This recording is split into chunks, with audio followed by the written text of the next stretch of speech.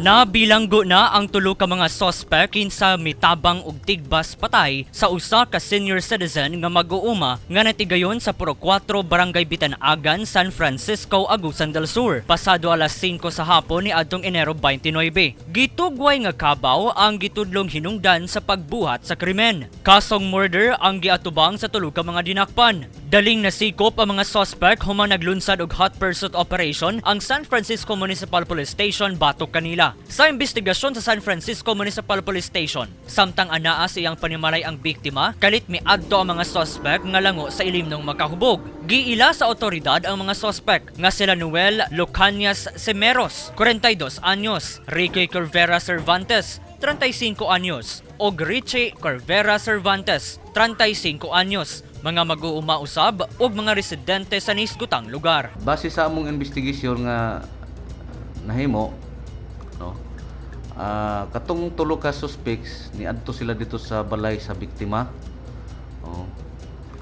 Nya medyo nakainom ning tulo atong panahon na nagkalalis tungod ra pod sa ilang kilalisan katong kabaw nga ang ilang gipasanginlan nga nagbuhi sa kabaw katong biktima, no.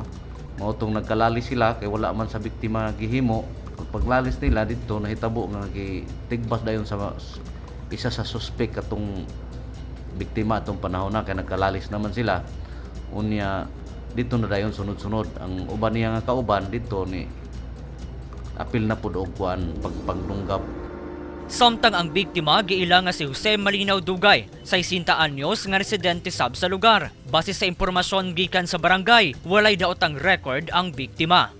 Usa ni siya katao nga buutan kay wala ni siya record diri sa among barangay since nga pagsugod niya puyo da sa Puro 4. So membro na siya sa senior citizen. Basta sa akong pag-ila saya buutan na siya nga pagkatao. Matud sa iyang mga silingan, maayong tao si Dugay. O so yun may si Dugay. Buotang yun na siya nga tao, bisag asa na siya nagpuyo. Wa gyud na siya dukit sir. Diya man na siya mag-istambayan sa among tindahan. Buotang yun na siya ang mga bata ug makakwarta siya. Ug moduol sa iya palitan niya pagkaon. Tambag ni Police Chief Master Sergeant Laureto sa katawhan. Ang mensahe namo dinhi sa San Francisco sa police station, ang among mensahe gud sa katawhan nga magpailobon lang, no. Kung dunay kasuko sa imong isig katao, dapat istoryahon sa tarong nga mga pagproseso. Dili agi o hinubog o inisog. Ang pag-inom sa ilim ng makahubog dapat adunay limitasyon kay ang inom nga walay pagpugong, walay maayong ikatabang ug usahay musangko sa disgrasya. Arjun Sabalde Ramones, Newsline, Philippines, Caraga Region. Stay safe.